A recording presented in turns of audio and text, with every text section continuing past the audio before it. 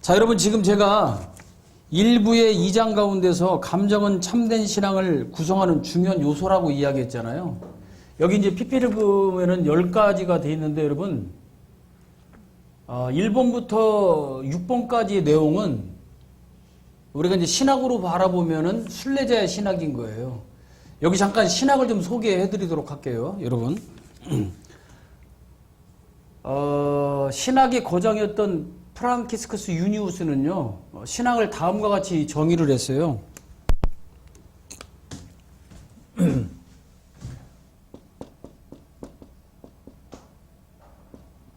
신학이라는 것은 하나님의 존재를 알고, 다시 말하면 하나님에 관하여 아는 것이죠. 또 하나는 하나님의 일하심을 아는 것. 이거는 하나님의 일하심에 대하여 아는 거예요. 이 관하여라는 말은 생각한다는 거잖아요. 말한다는 거거든요. 우리는 하나님을 잘 알 수가 없어요. 하나님을 알 수 있는 방법은 계시를 통해서만 알고 있는데 그게 바로 특별 계시가 되는 거지 않습니까? 이 신학을 한다는 것은 바로 먼저 첫 번째로 하나님의 존재를 알아가는 것이죠. 이 하나님의 속성을 알아가는 거예요. 그분이 어떤 분인가를. 두 번째로는 하나님께서 어떤 일을 하셨는가를 아는 것이죠. 그래서 이건 대하여예요. 하나님이 무슨 일을 하셨는지. 이거는 하나님을 우리가 생각으로 말로써 이야기할 수 있는 부분이라면 하나님 일하심은 어떤 일을 했는지에 대한 것을 역사를 통해서 할 수가 있죠. 이게 바로 이제 신학이라고 하는 이게 관점이라는 것이죠. 신학은 바로 이렇게 하는 겁니다. 그래서 우리는 반드시 신학을 알아야 돼요. 이러한 신학을 모르고 성경을 바라보고 성경을 해석하는 것 자체가 말이 성립이 되지 않는다라고 말씀드릴 수 있는 것입니다. 그러면서 프랑키스커스 유니우스는 뭐라고 얘기했냐면 신학을 크게 원형신학, 또 하나는 모형신학으로 나눴어요. 이 원형신학은 바로 무엇을 얘기하냐면 하나님 존재 자체를 말하는 거예요. 하나님이 신학 자체라는 거죠. 예. 하나님이 어떤 분인가 우리는 알 수 없어요. 하나님이 계시해 주는 것만큼 알 수 있거든요. 그래서 하나님은 신학 자체이다라고 말하는 것을 우리가 원형신학이라고 이야기해요. 그렇다면 하나님이 우리를 당신을 알기 위해서 어떻게 활용하셨냐면 모형신학을 주셨는데요. 먼저 이 모형신학에는 우리가 크게 세 가지로 나눠서 볼 수가 있어요. 한 가지는 뭐냐면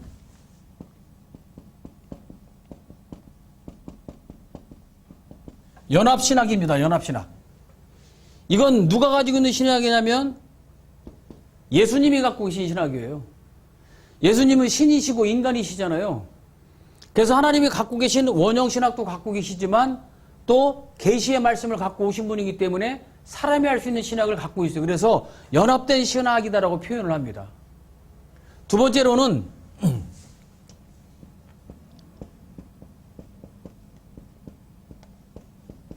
바라봄의 신학 또는 통찰신학이라고 얘기해요. 이 신학은 누가 하냐면 영적인 존재들,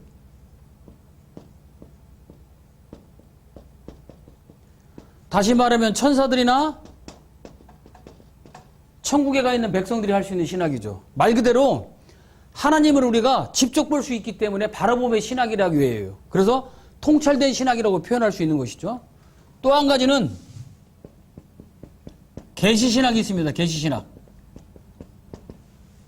이걸 또 다른 말로 얘기하면 순례자의 신학이라고 얘기해요. 바로 현존하고 있는 성도들이 하는 신학이죠. 예, 이게 바로 성경신학이 되는 거예요. 성경신학. 지금 여러분 에드워즈 목사가 나눠가지고 있는 이 10가지 맥락을 보면 1번부터 6번까지 하나님께서 감정을 창조해 주시고 그 감정 안에 신학이 있음을 알 수 있도록 누구에게 허락했느냐? 이 계시신학을 하는 인간들에게 주셨다는 거예요. 믿음 있는 자들에게. 그 6가지 항목들은 지금 그 부분을 이야기하고 있어요. 그래서 우리가 성경을 보게 되면 그 감정을 통해서 행동의 발원지가 되게 하셨고 또 그 다음에 믿음의 일들은 감정이 영향을 받는 것만큼 마음을 사로잡는다는 거예요, 여러분. 누가? 계시를 통해서 그렇다는 거예요, 계시를. 이 신학의 중요성이 바로 이런 겁니다. 그 다음에 네 번째로 성경의 도처에서 보면 믿음을 감정과 깊이 연관시키는 내용들을 보고 느낄 수가 있죠. 무엇과 무엇을? 감정 안에 신앙이 있음을, 신앙과 감정이 깊은 연관이 있다는 걸 깨닫게 되는데 누가 하느냐? 바로 순례자들이 성경을 통해 하나님을 알아가고 하나님이 하신 일을 깨달아가면서 그와 같은 일들을 경험할 수 있다는 거예요. 다섯 번째, 성경은 사랑 안에 참된 믿음을 가르쳐주고 있다는 것이죠. 다 누가 합니까? 바로 이런 부분 때문에 그래요. 무엇을 통해서? 원형이신 하나님, 눈에 보이지 아니하시는 하나님을 우리가 계시신학, 즉 성경을 통해서 그분이 어떤 분인가를 알고 그분이 하신 일을 통해서 이런 일들을 우리가 경험할 수 있게 된다는 것이죠. 그래서 성도들도 역시 탁월한 신앙을 가지고 있는데 그것도 보면 거룩한 감정 안에 신앙이 있다는 것을 발견할 수 있다는 것이죠. 그래서 여러분 1번부터 6번까지 내용은 저는 이 책을 보면서 무엇을 느꼈냐면 계시신학을 하고 있는 순례자들이 삶의 현장에서 하나님을 섬겨가면서 신학을 통해서 하나님을 알아가고 하나님의 일하심, 즉 구원의 역사를 통해서 이러한 감정들을 더 느낄 수가 있구나라고 하고 한마디로 정리를 해볼 수가 있죠. 그 다음에 이제 7번은 예수님을 얘기하잖아요. 연합신학입니다. 저는 이 7번을 어떻게 정했냐면 사랑신학의 결정체다라고 이 얘기를 해요. 우리는 사랑신학의 순례자예요. 우리는 무엇을 통해서 알아가느냐? 계시인 성경 말씀을 통해서 하나님을 알고 하나님 일하심을 깨달아가면서 사랑에 대한 순례길을 걸어가고 있는 거예요. 그게 신앙생활이죠. 그게 저는 거룩의 삶이라고 생각을 했던 겁니다, 여러분들. 에드워즈 목사는 그런 표현을 하지 않았지만 제가 에드워즈 목사 이 책을 통해서 프랑키스커스 유뉴스가 얘기했던 신학의 관계성 속에서 풀어보니까 이렇게 한마디로 요약해 볼 수 있다. 이렇게 이제 여러분께 말씀을 드릴 수가 있어요. 8번째는 무엇을 얘기합니까? 하늘에 속한 믿음, 경건도 대부분 감정 안에 있다. 우리가 요한계시록을 보면은 천군천사가 하나님을 찬양하잖아요. 바로 그 누가 하고 있느냐? 바라봄의 신학, 통찰신학, 천국에 가 있는 하나님의 백성들이 할 수 있는 하나님 면전에서 하는 거예요. 어떻게? 성경에 계시가 없이. 이제는 순례길을 끝나고 하나님 면전에 가기 때문에 그렇게 되는 것이죠. 그래서 저는 이거를 바라볼 때 그래, 이거는 바라봄의 신학을 가지고 있는 사람들이 그 감정적으로 하나님의 사랑을 표현하고 있구나. 그 감정을 느끼고 있다. 저는 나름대로 이렇게 정리를 해볼 수가 있었던 것입니다.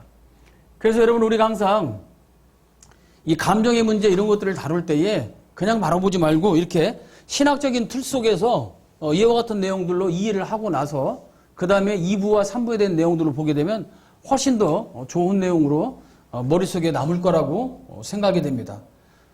자, 그 다음에 이제 1부의 2장이 되겠죠.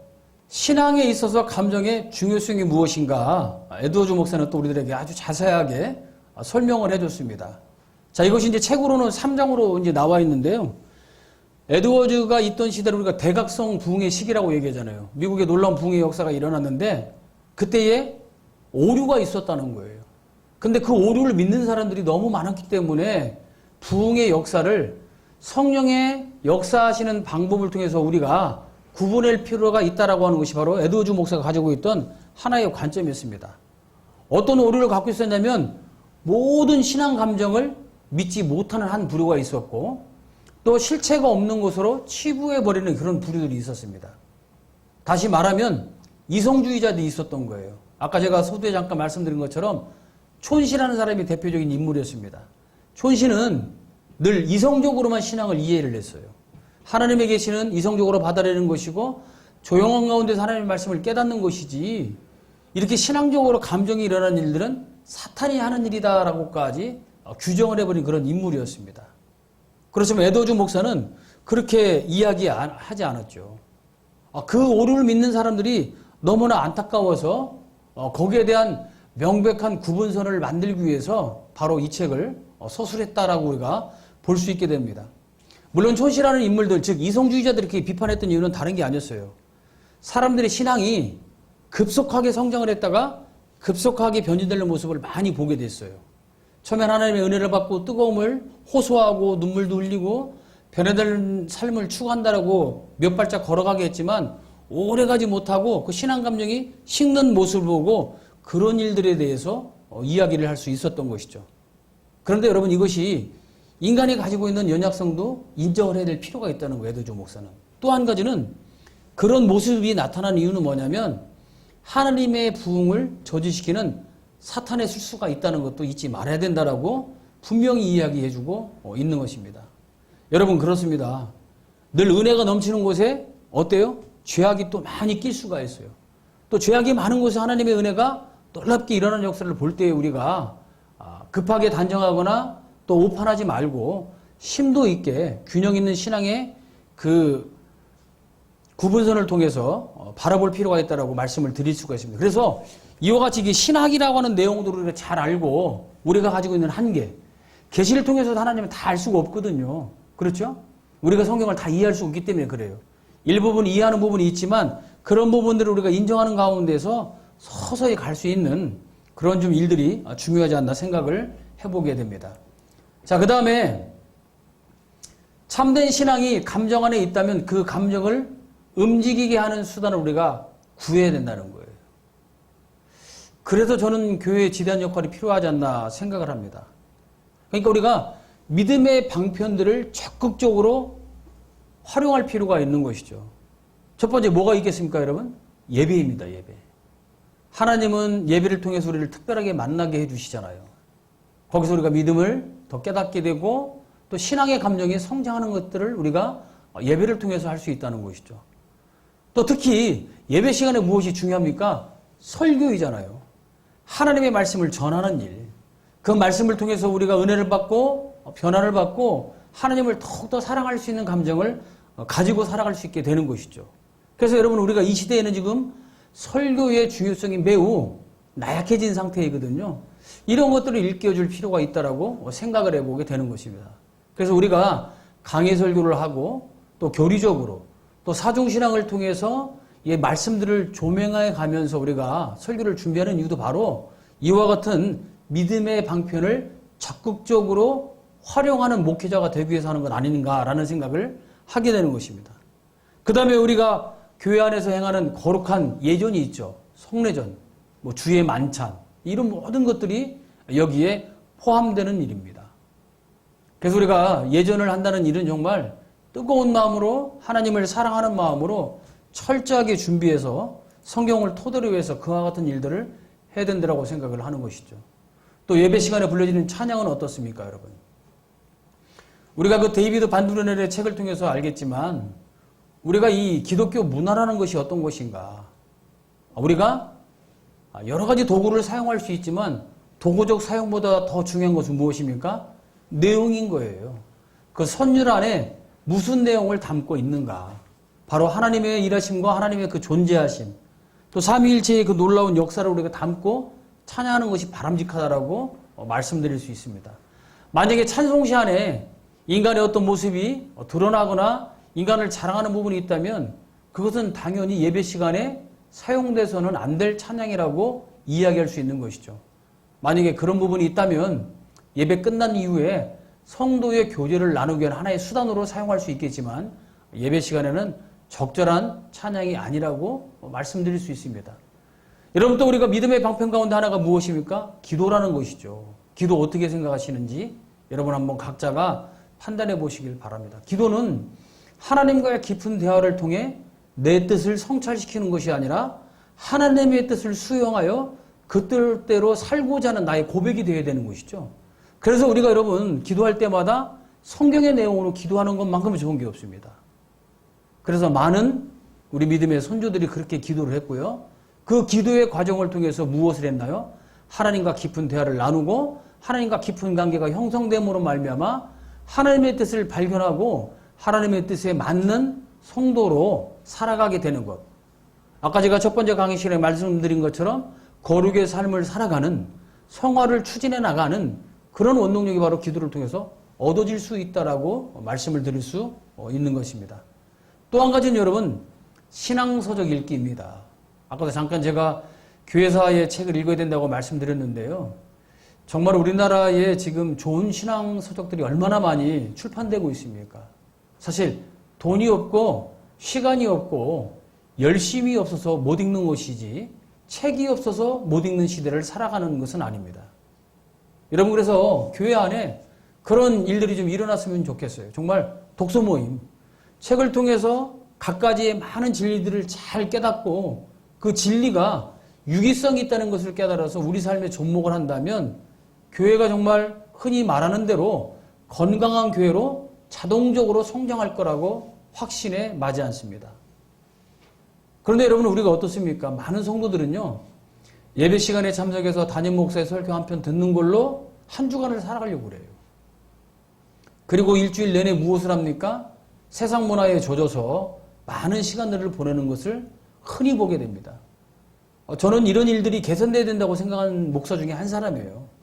우리가 신앙서적을 통해서 목사도 성장을 해야 되지만 성도들도 책 읽기를 통해서 그렇게 하나님을 사랑했던 많은 영적 거장들을 만나가지고 자기의 신앙이 부족한 부분이 무엇인가, 또 내가 어떤 오류에 빠져 있고 어느 극단에 소속되어 있는 사람인지를 깨달을 수 있게 될 거라고 생각을 해보게 되는 것입니다.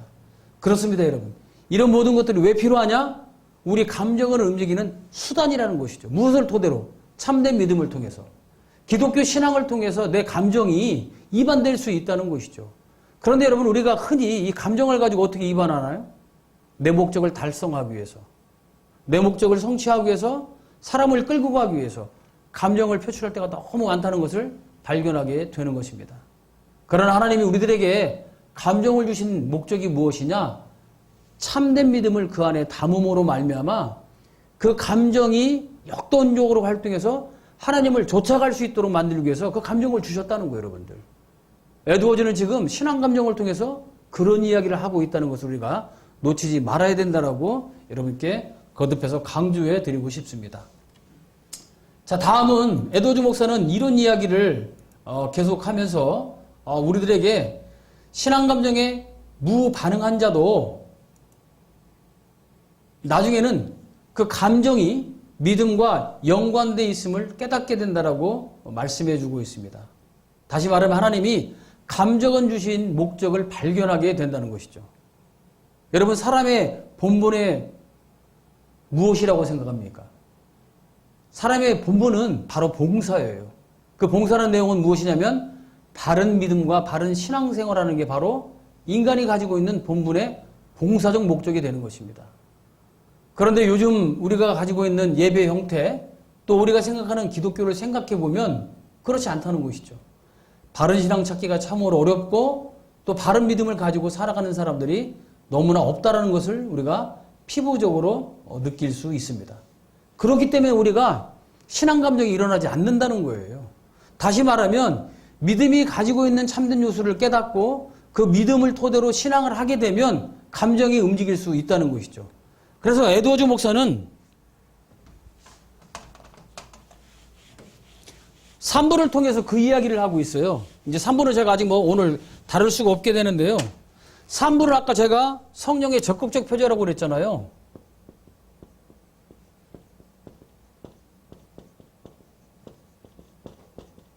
이 성령의 적극적 표제는 무엇이냐면 여러분, 바로 믿음입니다. 믿음. 믿음의 생활. 이게 바로 신앙이잖아요. 신앙. 이게 3부에서 이야기하고 있는 내용인데 이 성령의 내주하심을 통해서 우리가 믿음을 선물로 받고 그 깨달으는 과정을 12가지 표지로 나타났어요. 이게 지금 무엇과 연계가 되어 있냐면 2부랑 연결이 되어 있는데요. 2부는 성령의 소극적 표제라고 제가 말씀을 드렸지 않습니까? 이거는 사람의 인격 안에서 일어날 수 있는 일들을 갖고 이야기를 해요. 다시 좀 정리를 좀 해드릴게요. 오늘은 시간 관계상 2부나 3부를 들어갈 수 없어서 간략하게 이 부분을 좀 터치를 하고 말씀을 좀 나누도록 하겠습니다. 자, 아까 사람의 인격이 3가지 요소라고 말씀을 드렸죠. 지성과 감정과 의지라고 말씀을 드렸어요. 이게 지금 2부 이야기입니다. 성령의 외적 역사, 성령의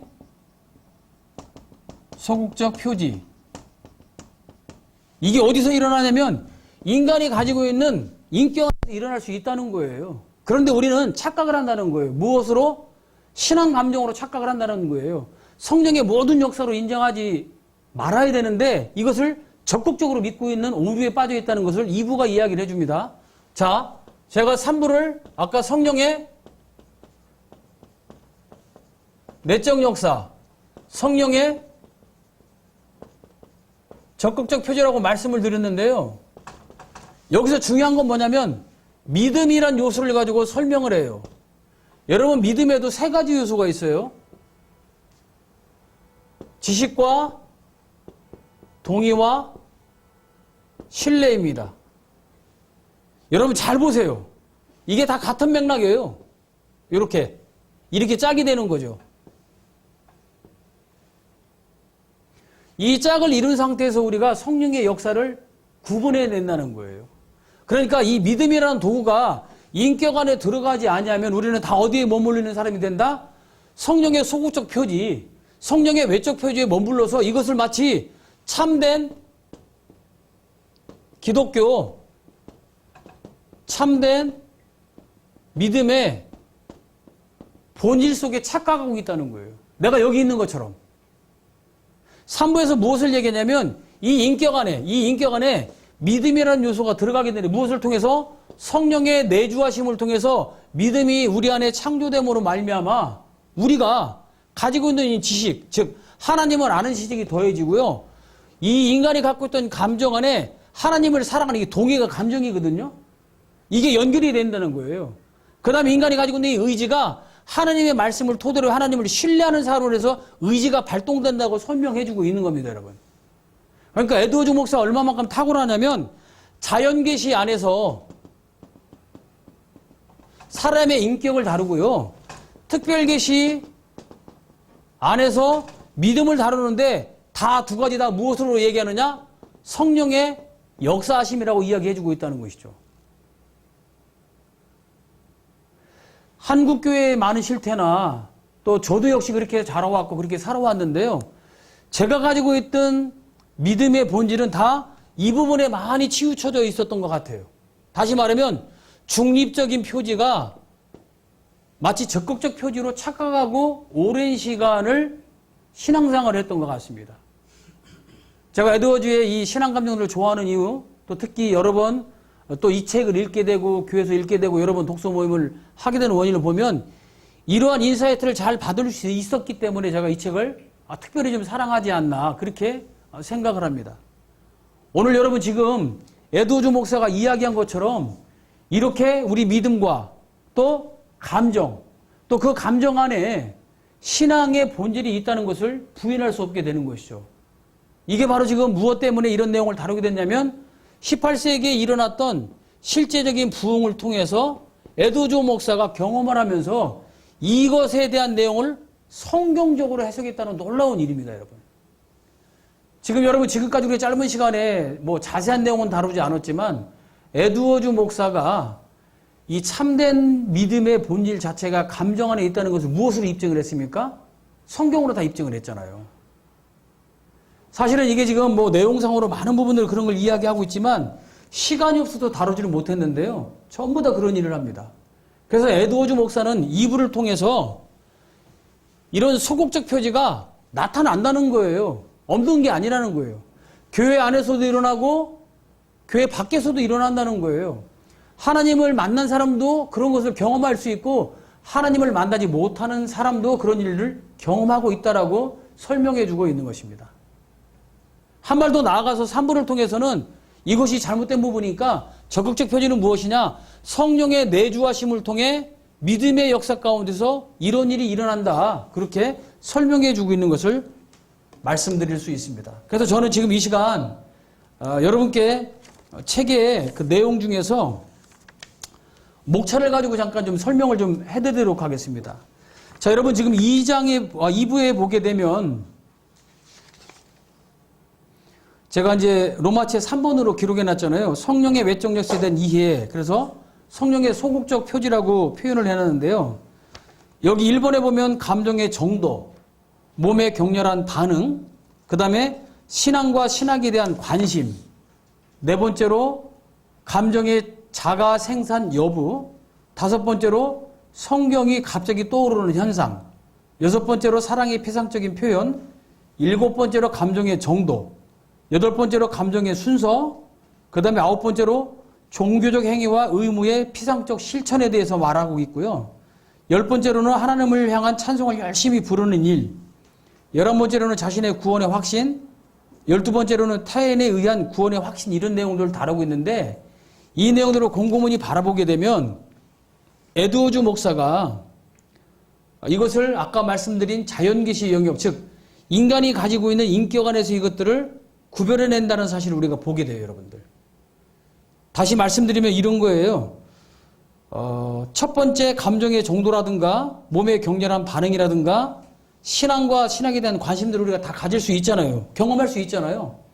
또 감정을 자기가 자가적으로 생산하든 안 하든 이런 일들을 우리가 할 수 있다는 얘기죠. 또 갑자기 성경이 떠오르죠.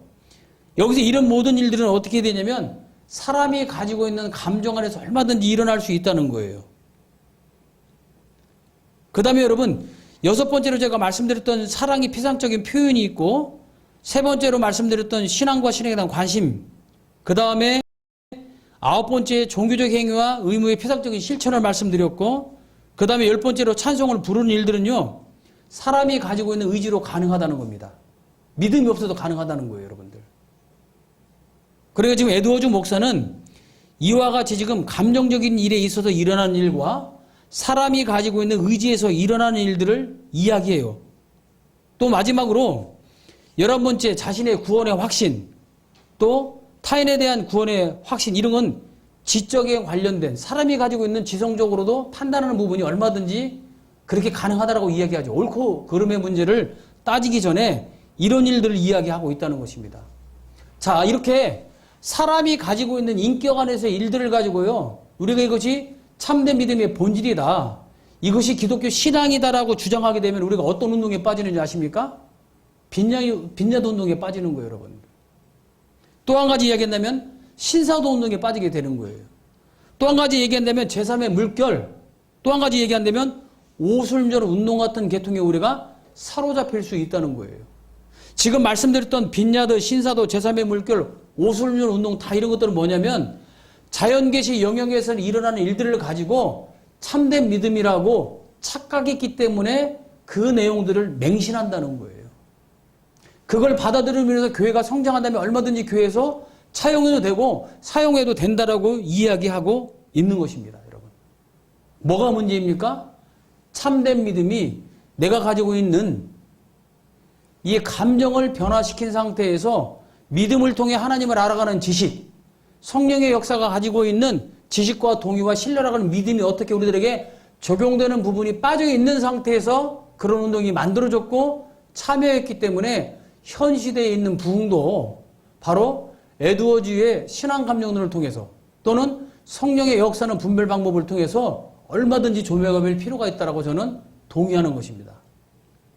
여러분, 그래서 우리가 신앙생활을 하면서 이 중립적인 표지, 소극적인 표지, 즉 자연이 갖고 있는 인간 안에 담겨있는 인격이라는 요소 안에 일어난 현상들로 가지고 우리가 착각에 빠져서는 안 된다는 겁니다. 여러분, 다시 한번 말씀을 드리겠지만 이런 거예요. 믿는 사람만 감정이 있나요? 믿는 사람만 지식이 있나요? 믿는 사람만 의지가 있나요? 인간은 다 가지고 있습니다. 하나님을 만나지 못한 사람도 인격체이기 때문에 그런 것들을 동등하게 갖고 있는데 그 안에 일어날 수 있는 현상들을 가지고 우리가 참된 믿음이다, 참된 거룩한 감정이다 말할 수 없다는 거예요. 그 내용 속에 기독교의 내용이 담겨져 있다라고 주장할 수 없다는 거예요. 그럴 수도 있고 그렇지 않을 수도 있는 그런 중립적인 표지가 바로 2부에서 이야기해주고 있다라고 말씀드릴 수 있습니다. 그리고 아까 설명드린 대로 3부에서는 성령께서 내적으로 우리 안에 내주하심으로 말미암아 일어나는 현상들을 이야기해주고 있는데요. 여기도 보면 믿음의 요소가 가지고 있는 지적인 요소를 다 구분해서 말씀드리고 있어요. 그 다음에 그걸 통해서 일어나는 동의와 신뢰가 어떻게 일어나는가를 이야기해주고 있죠. 다시 말씀드리면 여러분, 성령의 내주하심, 하나님에 대한 인식, 하나님의 아름다움에 대한 인식들은 어떻게 일어나느냐? 바로 믿음이 가지고 있는 이 지식을 통해서 얻을 수 있다는 거예요. 그 다음에 우리가 또 어떤 일이 있느냐? 하나님에 대한 확신을 가질 수 있죠.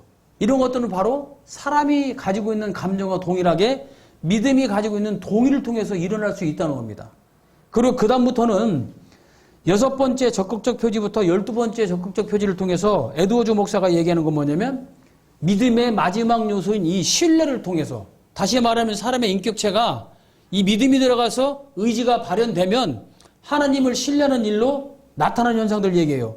참된 겸손이 만들어지고 성품의 변화가 일어나고 예수님을 닮아가는 일들을 날마다 사랑하게 되고 하나님을 경외하게 되고 신앙의 균형이 잡히며 하나님을 늘 갈망하게 되며 행위로 열매를 맺는 신앙이 나타난다라고 이야기해주고 있다는 것이죠.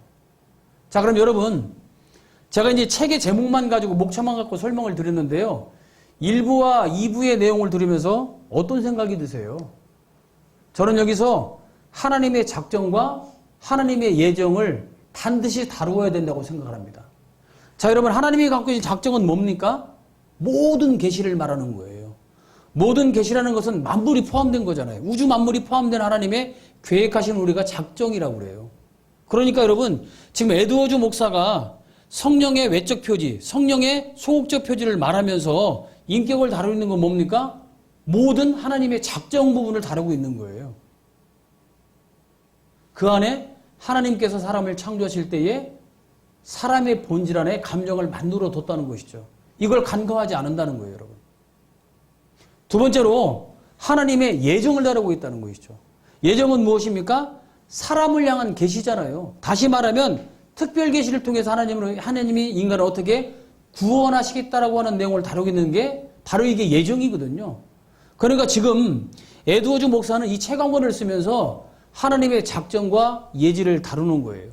작성 속에서는 피조물 중에 하나인 인간의 감정을 이야기하고 그게 바로 2부입니다. 그것을 지금 성령의 소극적 표제로 표현하고 있는 거고요. 또 하나님의 예정을 다루면서 3부에서 내용을 다루고 있는 성령의 적극적 표지를 말하고 있는 거죠.